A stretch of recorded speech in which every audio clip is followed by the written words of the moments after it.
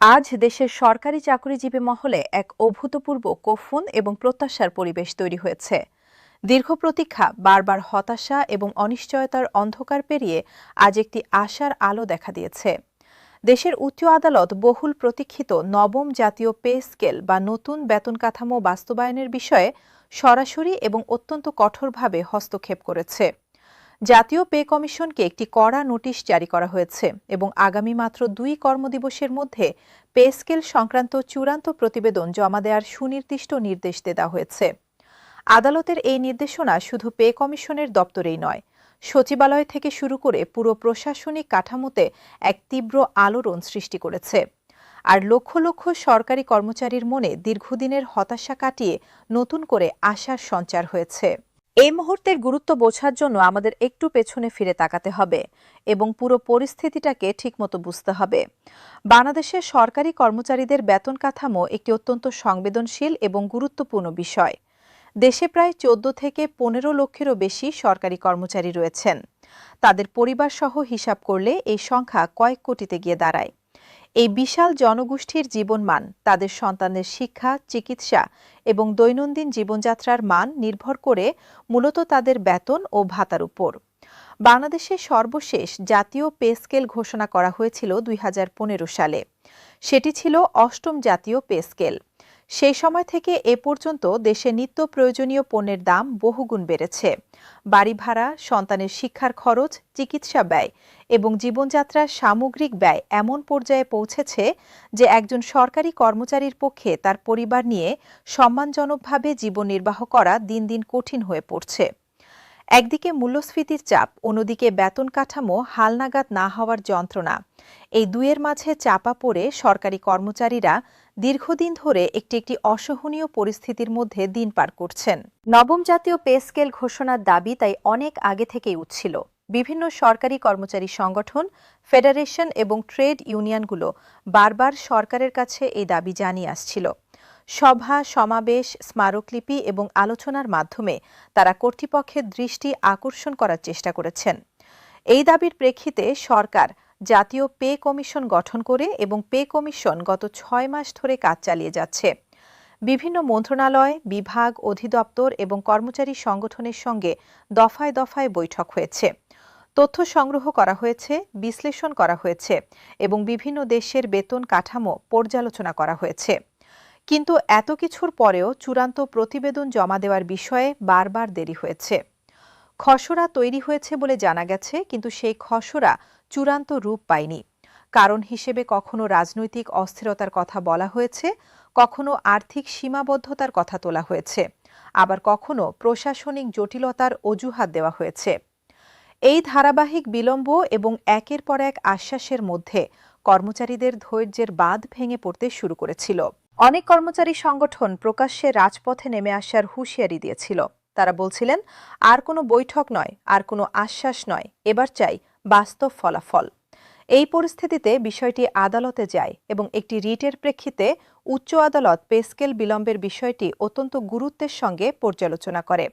আদালত মনে করেছে এই বিলম্ব কেবল প্রশাসনিক গড়িমসি নয়, এটি সরকারি কর্মচারীদের সাংবিধানিক ও মৌলিক অধিকারের লঙ্ঘন।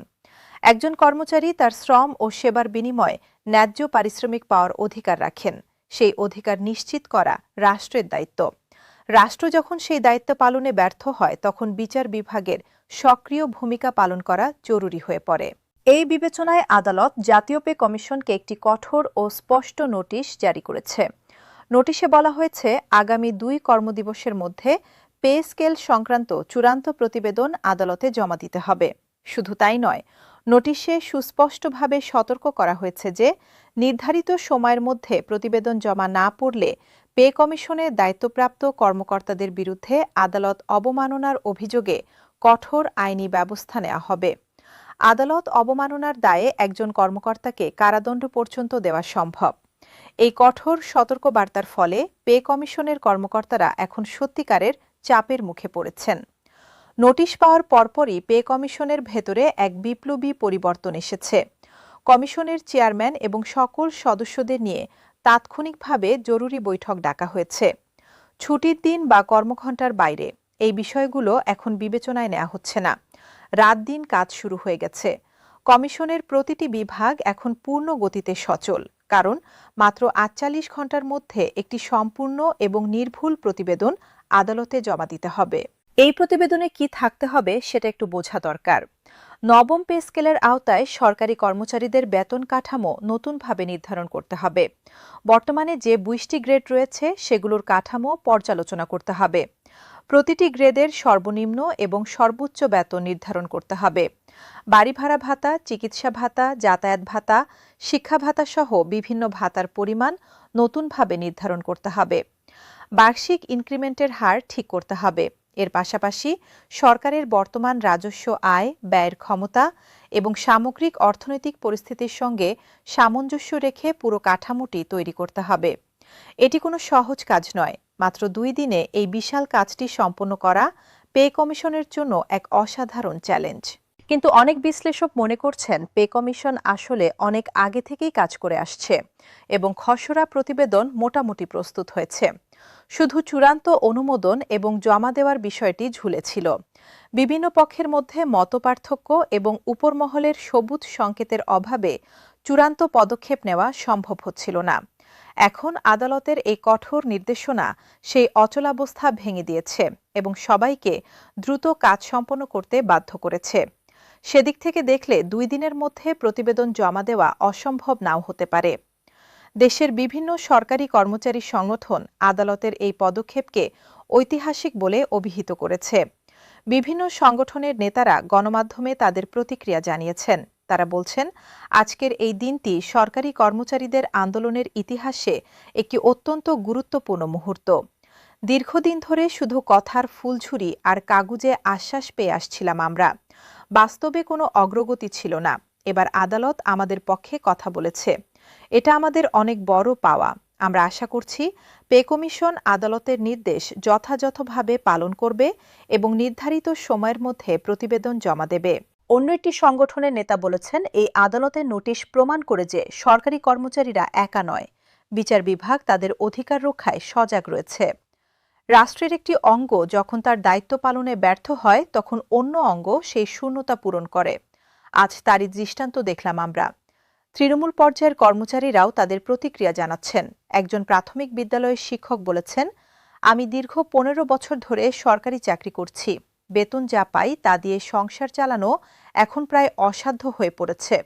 বাড়ি ভাড়া একাই অর্ধেক বেতন খেয়ে নেয়। ছেলেমেয়ের পড়ার খরচ, তাদের টিউশন ফি, নিত্য প্রয়োজনীয় জিনিসের দাম সব মিলিয়ে মাসের শেষ দিকে হাত একদম ফাঁকা হয়ে যায়।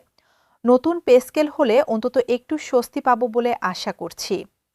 একজন স্বাস্থ্য বিভাগের কর্মচারী জানিয়েছেন, করোনাকালে আমরা জীবনের ঝুঁকি নিয়ে কাজ করেছি, দেশের মানুষের সেবা করেছি, কিন্তু আমাদের নিজেদের জীবনমান উন্নত করার দাবি যখন তুলেছি তখন বারবার প্রতিশ্রুতি পেয়েছি, বাস্তবে পাইনি কিছু। আজ আদালতের এই নির্দেশ দেখে মনে হচ্ছে এবার হয়তো সত্যিই কিছু হবে। দেশের বিশিষ্ট অর্থনীতিবিদ এবং প্রশাসনিক বিশ্লেষকরা এই পুরো পরিস্থিতি নিয়ে গভীরভাবে বিশ্লেষণ করছেন। তারা বলছেন, আদালতের এই হস্তক্ষেপ বাংলাদেশের প্রশাসনিক ইতিহাসে একটি গুরুত্বপূর্ণ নজির তৈরি করল। এতদিন বেতন কাঠামোর মতো বিষয়গুলোকে সম্পূর্ণ নির্বাহী বিভাগের এখতিয়ারের মধ্যে মনে করা হতো, কিন্তু এবার বিচার বিভাগ স্পষ্ট করে দিল যে এই বিষয়টি কেবল প্রশাসনিক সিদ্ধান্তের মধ্যে সীমাবদ্ধ নয়, এটি নাগরিকদের সাংবিধানিক অধিকারের সঙ্গে সংযুক্ত এবং সেই অধিকার লঙ্ঘিত হলে বিচার বিভাগ হস্তক্ষেপ করবে। অর্থনীতিবিদরা আরও বলছেন, নবম পে স্কেল কার্যকর হলে দেশের অর্থনীতিতে একটি উল্লেখযোগ্য ইতিবাচক প্রভাব পড়বে। সরকারি কর্মচারীরা বেশি বেতন পেলে তাদের ক্রয় ক্ষমতা বাড়বে, বাজারে পণ্যের চাহিদা বৃদ্ধি পাবে, ক্ষুদ্র ও মাঝারি ব্যবসায়ীরা উপকৃত হবেন, রিয়েল এস্টেট, শিক্ষা, স্বাস্থ্যসহ বিভিন্ন খাতে নতুন গতি আসবে। সামগ্রিকভাবে দেশের অভ্যন্তরীণ বাজার আরও সক্রিয় হবে এবং জিডিপি প্রবৃদ্ধিতেও এর ইতিবাচক প্রভাব পড়তে পারে। তবে একই সঙ্গে তারা সতর্ক করছেন যে বেতন বৃদ্ধির ফলে সরকারের ব্যয় বাড়বে এবং সেই বাড়তি ব্যয় মেটাতে সরকারকে রাজস্ব আদায় বাড়াতে হবে অথবা অন্য খাতে ব্যয় সমন্বয় করতে হবে। এই ভারসাম্য রক্ষা করা সরকারের জন্য একটি বড় চ্যালেঞ্জ হয়ে দাঁড়াবে। আইনজীবীরা বলছেন, আদালতের এই নোটিশ আইনগতভাবে অত্যন্ত তাৎপর্যপূর্ণ। এটি শুধু পে কমিশনকে চাপ দেওয়ার জন্য নয়, এটি একটি আইনি বাধ্যবাধকতা তৈরি করেছে। আদালতের নির্দেশ অমান্য করা মানে আদালত অবমাননা, যার পরিণতি অত্যন্ত গুরুতর হতে পারে। সংবিধান অনুযায়ী আদালত অবমাননার দায় একজন কর্মকর্তাকে জরিমানা বা কারাদণ্ড পর্যন্ত দেওয়া যায়। এই ঝুঁকির কারণে পে কমিশন এবার সত্যিকার অর্থেই চাপের মুখে পড়েছে এবং তারা কোনোভাবেই এই নির্দেশ উপেক্ষা করতে পারবে না। এই প্রেক্ষাপটে অনেকেই প্রশ্ন করছেন, পে স্কেলে কি থাকতে পারে? কর্মচারীরা কতটা বেতন বৃদ্ধির আশা করতে পারেন? বিশেষজ্ঞরা বলছেন, সাধারণত প্রতিটি নতুন পে স্কেলে আগের তুলনায় ন্যূনতম ৮০ থেকে ১০০% বেতন বৃদ্ধির দাবি থাকে। তবে সরকারের আর্থিক সক্ষমতার উপর নির্ভর করে প্রকৃত বৃদ্ধির হার নির্ধারিত হয়। বিভিন্ন সূত্র থেকে ইঙ্গিত পাওয়া যাচ্ছে যে নবম পে স্কেলে নিম্নতম বেতন উল্লেখযোগ্যভাবে বাড়বে। বিশেষ করে নিম্ন গ্রেডের কর্মচারীরা তুলনামূলকভাবে বেশি সুবিধা পেতে পারেন। বাড়ি ভাড়া ভাতা এবং চিকিৎসা ভাতাও বাড়তে পারে বলে ধারণা করা হচ্ছে। তবে চূড়ান্ত সিদ্ধান্ত পে কমিশনের প্রতিবেদন এবং সরকারের চূড়ান্ত ঘোষণার পরই জানা যাবে। এদিকে সরকারের পক্ষ থেকেও এই বিষয়ে একটি ইতিবাচক সংকেত দেওয়া হয়েছে। অর্থ মন্ত্রণালয়ের সূত্র জানাচ্ছে, সরকার নতুন বেতন কাঠামো দ্রুত বাস্তবায়নের বিষয়ে আগ্রহী। আদালতের নির্দেশ এবং কর্মচারীদের দাবির প্রতি সরকার সহানুভূতিশীল। পে কমিশনের প্রতিবেদন পাওয়ার পরই দ্রুত গ্যাজেট প্রকাশ এবং নতুন বেতন কাঠামো বাস্তবায়নের পদক্ষেপ নেওয়া হবে। বিশ্লেষকরা মনে করছেন, পে কমিশনের প্রতিবেদন জমা পড়লে এবং সরকার যদি দ্রুত তা পর্যালোচনা করে সিদ্ধান্ত নেয়, তাহলে ফেব্রুয়ারির মধ্যেই নতুন বেতন কাঠামো কার্যকর হওয়া সম্ভব। এটি হলে কর্মচারীরা মার্চ বা এপ্রিল মাস থেকেই নতুন বেতনে বেতন পাওয়া শুরু করতে পারবেন এবং বকেয়া বেতনও তারা পেতে পারেন। এইসব তথ্য এবং সম্ভাবনার মধ্যে দেশের লক্ষ লক্ষ সরকারি কর্মচারী এখন অধীর আগ্রহে আগামী ৪৮ ঘণ্টার দিকে তাকিয়ে আছেন। সরকারি অফিস, বিদ্যালয়, হাসপাতাল, থানা, আদালত সর্বত্র সরকারি কর্মচারীদের মধ্যে এই বিষয়ে আলোচনা চলছে। সবার মনে একটাই প্রশ্ন, পে কমিশন কি সত্যি ২ দিনের মধ্যে প্রতিবেদন জমা দিতে পারবে? এবং সেই প্রতিবেদনে কি আমাদের প্রত্যাশার প্রতিফলন থাকবে? এই প্রশ্নের উত্তর এখন সময়ের হাতে। আগামী ২ কর্মদিবসের মধ্যে আদালতে পে কমিশনের প্রতিবেদন জমা পড়বে কিনা এবং সেই প্রতিবেদনে কি থাকবে, এটাই এখন কোটি টাকার প্রশ্ন। এটা শুধু সরকারি কর্মচারীদের প্রশ্ন নয়, এটা দেশের সামগ্রিক প্রশাসনিক দক্ষতা এবং আইনের শাসনের প্রশ্ন। আদালতের নির্দেশ কতটা কার্যকরভাবে বাস্তবায়িত হয়, পে কমিশন কতটা দায়িত্বশীলতার পরিচয় দেয় এবং সরকার কতটা দ্রুততার সঙ্গে বিষয়টি নিষ্পত্তি করে, এই সব প্রশ্নের উত্তর পাওয়া যাবে আগামী কয়েকদিনের মধ্যেই।